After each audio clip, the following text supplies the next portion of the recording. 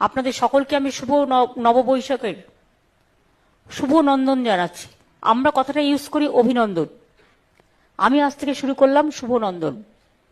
এটাতে শুভেচ্ছা এবং নন্দন দুটোই আছে, এবং শুভ কামনা, অভিনন্দন, শুভনন্দন কেন হতে পারে না? নতুন নতুন কথার তর্ক করতে কোন ভাষা চাই, প্রত্যেকটা ভাষায় উত্তর দিয়ে দেবো।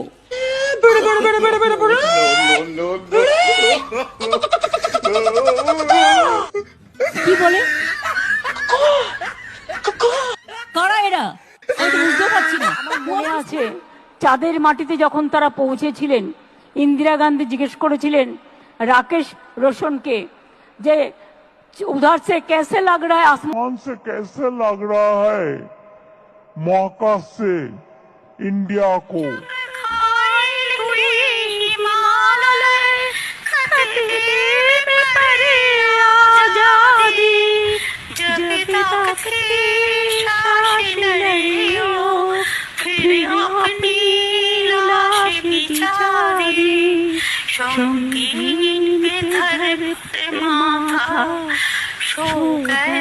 আমার বলিদানি।